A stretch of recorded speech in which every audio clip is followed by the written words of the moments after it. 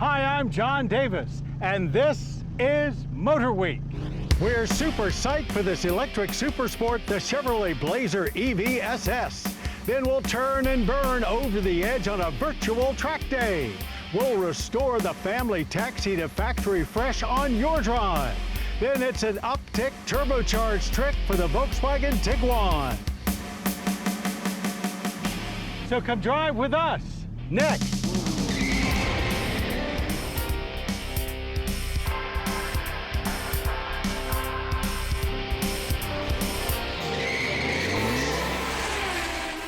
MotorWeek, 45 years steering you in the right direction. MotorWeek is proudly sponsored by Auto Value and Bumper to Bumper, a nationwide network of stores and shops providing major brand auto and truck parts and service from coast to coast and in your local community. Service is the difference. We get it. Learn more at autovalue.com and bumpertobumper.com. We're Tire Rack. We test tires and share our results. We stock over 1 million tires. We offer multiple installation options. We do this because we believe tires matter. TireRack.com. Depending on what era you're from, you might think of the Chevrolet Blazer as a rough and tumble utility vehicle brute, or as a sporty Camaro-inspired crossover ute. Well, now there's a whole new Blazer for the all-electric era. So let's see if we can figure out what today's car watchers will remember about it the most.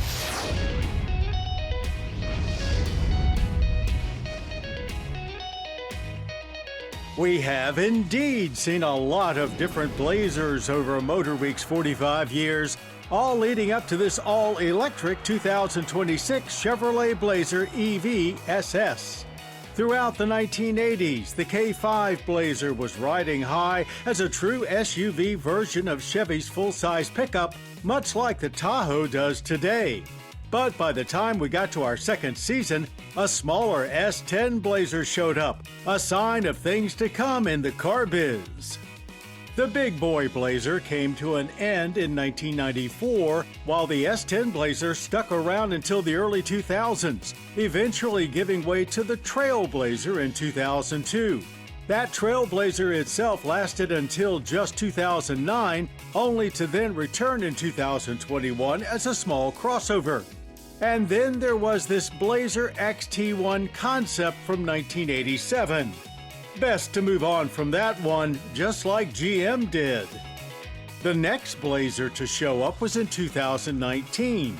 Much different than any Blazer before it, we labeled this sport-minded utility the Camaro of crossovers.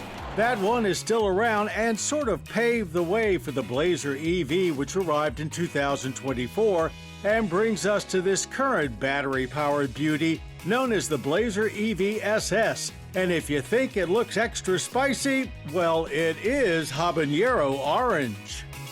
This super sport comes with a power upgrade, of course, working with a dual motor all-wheel drive setup rated at 615 horsepower and 650 pound-feet of torque. Final drive ratios for both motors have also been steepened compared to the standard Blazer EV. It's rated for 302 miles of range, which is quite good for any EV SUV with sporting intentions. So on a very cold winter weekend, we plugged a 256-mile route into the GPS to be on the safe side and completed it with 5% of battery remaining, putting us on pace for around 270 miles. SS comes with a 102 kilowatt-hour battery, which charges at a rate of 190 kilowatt, giving you about 80 miles for every 10 minutes of charge, which is pretty fast indeed. Charged and ready for our Mason-Dixon test trip, this Blazer certainly lived up to the SS in its name. Warp driving us to 60 in just 3.7 seconds, faster than the last Camaro SS we tested. With wide open watts engaged, launches were strong, throwing us back in the seat with authority and pulling strongly most of the way down the track. Power delivery did seem to taper off just a little before reaching the end of the quarter mile in 12.4 seconds at 108 miles per hour. One day we can debate whether a 5,700-pound utility vehicle needs to be that fast, but today we'll just enjoy driving it here on a racetrack while we can. It was quite speedy through our handling course too, turning in very quickly with minimal body roll. The low center of gravity worked in conjunction with all-wheel drive grip to deliver a very planted feel that kept speeds up and stability control systems sidelined. Braking performance was even more impressive thanks to upgraded front rotors that helped stop us from 60 in a short 99 feet. It stayed mostly stable throughout with only minor amounts of nosedive.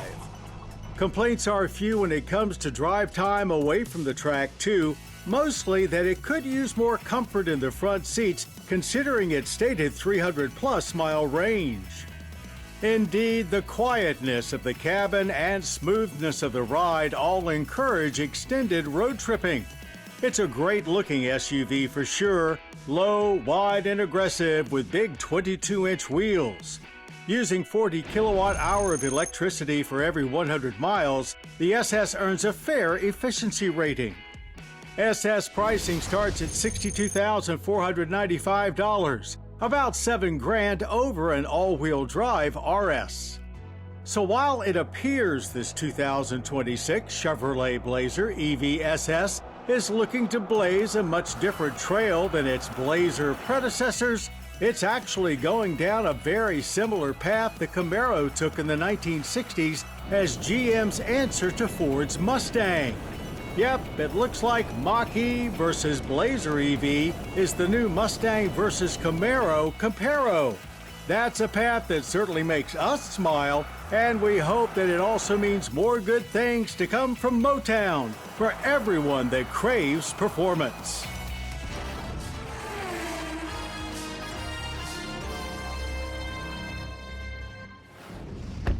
In this age of advanced computer-generated images and AI, it's getting harder and harder to tell what's real and what's not. True, in many cases, that can be a bad thing. But this week, our Greg Carlos takes us over the edge to prove how simulation technology is used for the good of those that love to drive. Sim racing is all the rage these days, and why not? It's fun, affordable, and incredibly realistic. But I want to see just how true to life these gamer rigs can get. So, let's burn some digital rubber. This is James Logbow, owner of sim racing events in Northern Virginia. Since he's made a business out of it, I decided to meet up with him to learn more about the state of sim racing. In the past few years, racing simulators have gained a lot of popularity. What I do is provide simulators for automotive events, primarily with dealerships, although we've done a couple of car club events as well. So I bring in racing simulators and give folks a chance to experience what I think is a pretty fun hobby. It's cool because if you've got no experience whatsoever, you get a little bit of a taste of what it's really like to be a race driver, but then at the pointy end of the spectrum, if you are a real race driver, there are similarities that it can, as we know, serve as a training tool. As with any hobby, you can dump a lot of money into sim racing, but the entry point is actually pretty affordable. You can get into it pretty easily, definitely sub $1,000, you're into it. You know, you want to start with your steering wheel, and oftentimes you'll get like a steering wheel bundled with the pedals. I'd say the one critical decision is if you want to go the console or the PC route. You can buy a PlayStation, you know, you buy the game Gran Turismo, you hook it up to your existing TV. If you want to get a PC, then you're also going to need to get a monitor, but that's going to allow you a little more customization in terms of the games that you're able to play and which kind of cars you're able to simulate. And then lastly, your cockpit, if you will. A setup like the one James uses costs about $3,000, and all the parts can be easily sourced from online dealers and local box stores. As he details the endless possibilities in terms of customization, I get an idea. As of this recording, we'll be in Roebling in a few weeks. And I want to see just how close to reality this setup is. So I want to see if I can get a similar time here as I could at Roebling. Do you think we could do that? You're in luck. I've got Roebling Road Raceway loaded up in the simulator right now. We can try it out. Let's do it. Cool. In the name of science, I squeezed myself into the cockpit, loaded up a 991 generation 911 GT3 RS, and headed for the 9 digital turns of Savannah's Roebling Road Raceway. Like any man of science, I went into testing with a hypothesis. my simulator lap time would be within 1 second of my real-world lap time. After a few laps, my benchmark was set at 1 minute 16 seconds, and I found that despite not feeling the G-forces, the strong feedback from the wheel, sharp response of the pedals, and shockingly accurate track image had me feeling right at home. So it was off to the real 9 turns of Roebling to continue the test in a 2026 911 GT3.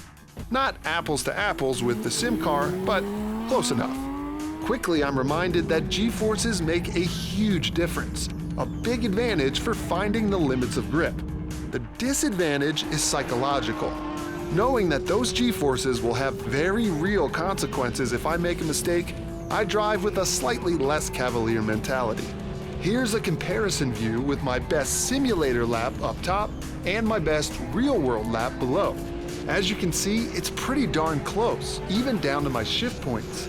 And when it's all said and done, my best time in real life is 1 minute 17 seconds, thus supporting my original hypothesis of a delta no greater than 1 second. So, what did we learn? Well, racing simulators really do offer a true-to-life racing experience, but the scientific method requires retesting. So, I guess I'll just have to spend more time in the seat. Cleaning your car after months, weeks, or even just a day of hauling kids and pets around can be like cleaning a crime scene. Well, if you want your interior to look like it's rated adults only, listen to what Audra Fordin has to say on MotorWeek's Your Drive. Hey y'all, we've all been there. Kids or pets plus cars equals chaos. From spilled snacks to sticky fingers or drool on your seats, your car can quickly turn into a disaster zone. But don't worry, today I'm going to show you how to prep your car before the mess happens, or if it's already too late, how to deep clean your ride and get it back to looking brand new. Let's get started with some prevention. Pet proofing and kid proofing your car isn't just about keeping things clean, it's about survival. To keep your car seats in one piece, use seat protectors. These covers shield your seats from spills, crumbs, sticky hands, drools, and dirty paws. They're affordable, easy to use, and they'll save your upholstery from disaster. Get a small trash can that attaches to the back of the seat or the center console. It keeps wrappers, snack bags, and other messes contained so you don't have a mess everywhere. Seat and visor organizers are little lifesavers that keep toys, snacks, and games organized. No more mystery items floating around. Okay, so you've prepped. Here are a couple of quick habits that will help you keep it clean moving forward. New rule, no eating in the car. Well, most of the time. If eating and snacking in the car becomes a daily thing, you're going to find yourself constantly cleaning. Try to keep snacks simple and always have napkins or wipes on hand for emergencies. Yeah, wipes are your best friend. Use them after every spill to keep things fresh. So maybe it's too late for prevention, your car is already a mess and you need to deep clean your family hauler? No worries. Here's how to make it look new again. Number one, first, take everything out of your car. You're going to declutter. Every toy, every snack bag, and forgotten item, clean the car from inside out. Trust me, this step is crucial. Vacuum like a pro. Vacuum the seats, under the seats, in the cracks, and get rid of every crumb and every bit of dirt. A good handheld vacuum or car vacuum can make this so much easier. A toothbrush can get into those hard-to-reach nook and crannies, and you'll be amazed when you use the appropriate cleaners for leather, fabric, glass, and plastic. It makes all the difference. Rinse or scrub your floor mats. Do it, literally. Clean the mats, instantly freshens up the look of your car. If you struggle with this, consider a professional detailing for game-changing makeovers. So whether you are getting ahead of the mess or diving into a deep clean, keeping your car looking great is totally doable. Grab your supplies and get to work. And remember, if you have any questions or comments, reach out to us right here at MotorWeek. We've got the fast pass for everything new, so let's skip the line and get right into this week's Quick Spin. Earlier this season, we tested the 2025 Volvo EX30, Volvo's smallest EV. Very quirky, very minimalist, very yellow. So if you thought the EX30 needed less highlighter and more highlands, you're in luck. That was the approach with this 2026 Volvo EX30 Cross Country. Now, we need to be upfront. Stock of this and all EX30s is limited, as Volvo is discontinuing the EX30 here in the US after the 2026 model year. We understand shifting demands, but man, what a shame. We were quite pleased with this compact EV, one of the more affordable all-electric options out there. For 2026, the EX30 starts just over $40,000, and this cross-country adds about $9,000 onto that. Our optioned-out demo model reached $53,000 after destination. For that price, it automatically gets bumped to the EX30's Ultra Grade, providing more driving aids through Pilot Assist and Park Pilot Assist, Harman Kardon sound, and other features to spruce up the quite sanitary interior. Naturally, the cross-country also comes standard with twin-motor all-wheel drive. That's 422 horsepower and 400 pound-feet of torque. Another sprint at Mason-Dixon Dragway confirmed findings from our initial EX30 test. This little ute is freaking fast, borderline too fast, reaching 60 in only 3.8 seconds. The quarter mile passed in 12.3 seconds at 110 miles per hour. And that was on all-terrain tires, wrapping 18-inch wheels, which are, oddly enough, a $3,500 option for the cross-country, replacing base 19-inchers with all seasons. Standard, however, is the 3/4-inch ride height increase, additional front shielding, wheel arch extensions, and skid plates fore and aft. It's certainly a far cry from Volvo's first cross-country, the V70 XC, which we tested back in 2001. With this newest rendition, we found ourselves concerned with current instead of combustion. From the 69 kilowatt-hour battery pack, we managed 237 miles of range on our test loop, a healthy step over the EPA's 227-mile estimate. The 2026 Volvo EX30 Cross Country may be more of a soft-roader, but that's perfectly in line with today's trends. And while those shifting trends may be the reason it's disappearing altogether from Volvo dealer lots, we say, if you're interested, grab one while you can. Toyota's Let's Go Places motto often crosses the threshold where man-made meets Mother Earth. This 2026 Toyota BZ Woodland is their latest initiative, which we drove on and off-road outside of Santa Barbara, California. This latest Beyond Zero model is essentially an extended and more adventure-focused BZ, about 6 inches longer than its predecessor and featuring more armored fender work, exaggerated roof rails, and unique 18-inch wheels. Buyers can spec all-terrain rubber over the standard all seasons for no extra cost. At 8.4 inches of ground clearance, we had no issues on the admittedly light off-road course. But the BZ Woodland is designed primarily as a pavement prowler. Now, the BZ Woodland is focused on some more of the off-the-beaten-path adventures. But here I'm driving on some twisty roads outside of Santa Barbara, California, to test how it handles on the pavement. And its wagon stature means that we have a nice lack of body roll here. Low center of gravity makes it pretty easy when handling a lot of these turns. And the powertrain, we have just a really perfect amount of power in my position. It's not overpowered, it's not underpowered. I can accelerate when I need to. The brakes are pretty good as well.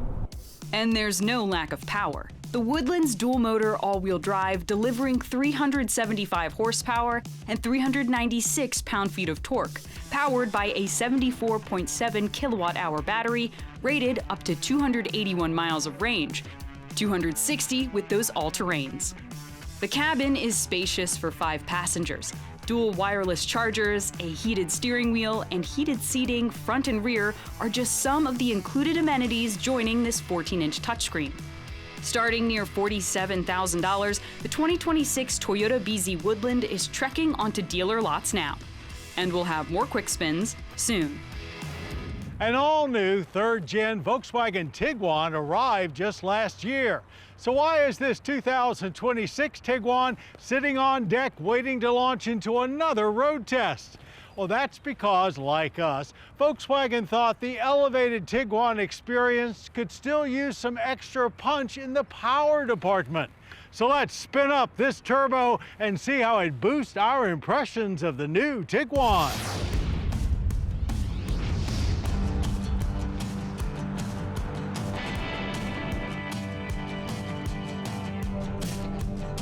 While the VW GTI may be the enthusiast choice, the fact is the majority of Volkswagen buyers these days leave the showroom in a Tiguan, which says a lot about why just a year into its third generation, we're back with a look at this uprated 2026 Volkswagen Tiguan SEL R-Line Turbo. With Gen 3, Volkswagen seemed most concerned with providing a more premium experience, which they accomplished greatly. But its noticeable lack of urgency to get up to speed had us happy to move on from acceleration to the handling portion of our track testing. This SEL R-Line Turbo is aimed at changing that. There's still a 2-liter turbo under the hood, but it gets cranked up to 268 horsepower and 258 pound-feet of torque. That's a 33% increase in horsepower, accomplished with more than just a retune. The turbo is now physically bigger to feed in more boost, while engine internals have been strengthened to handle it. That power surge certainly makes the Tiguan way more enjoyable to drive, but it's not just more fun, it gives you much more confidence for both driving in traffic as well as out on the highway.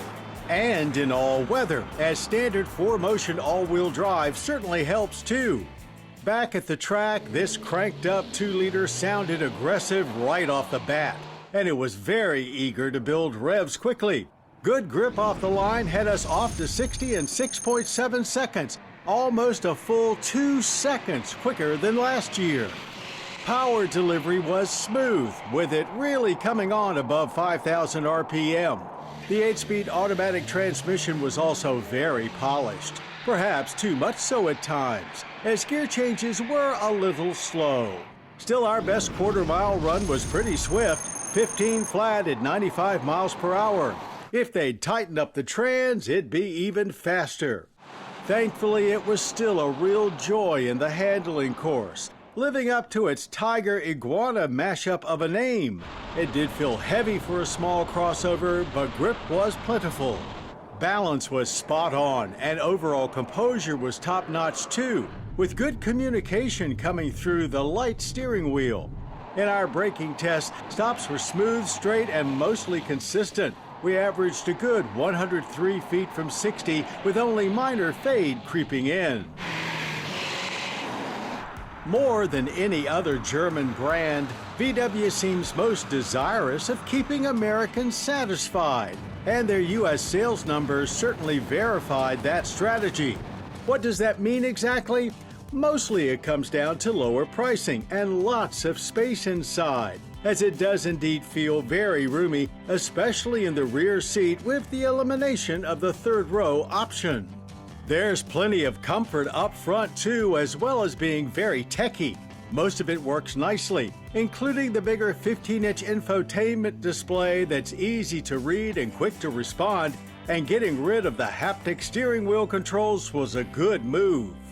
In addition to the bigger screen, SEL R-Line turbos get upgraded Harman Kardon audio, additional ambient lighting, massaging seats, 3-zone climate control, and genuine walnut wood trim. It retains its upscale exterior look too, with SEL R-Lines benefiting from 20-inch wheels, silver roof rails, backlit logos and light bar, and puddle lamps. Government fuel economy ratings are 22 city, 29 highway, and 25 combined. We averaged a great 29.3 miles per gallon of regular.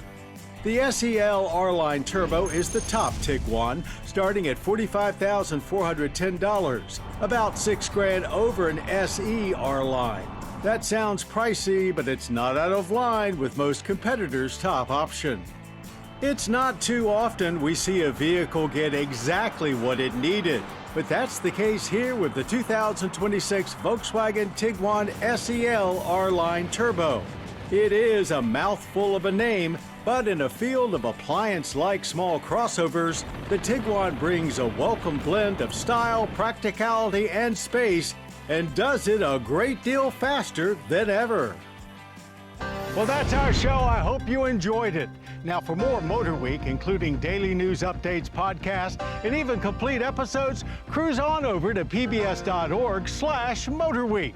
And I hope you'll join us next time. We'll start with a new turn for an EV pioneer, the Nissan Leaf, followed by a UK Ute as tough as Redwood, the Land Rover Defender 110. Till then, I'm John Davis. We'll see you right here on Motor Week.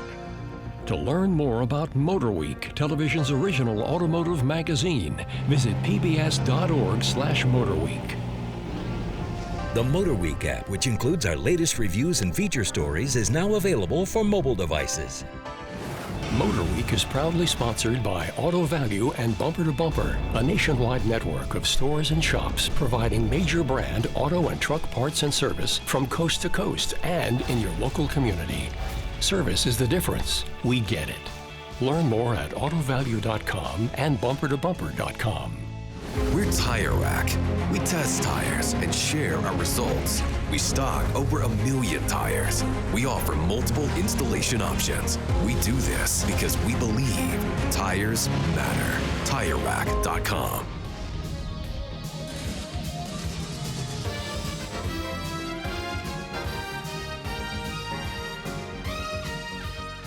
This program was produced by Maryland Public Television, which is solely responsible for its content.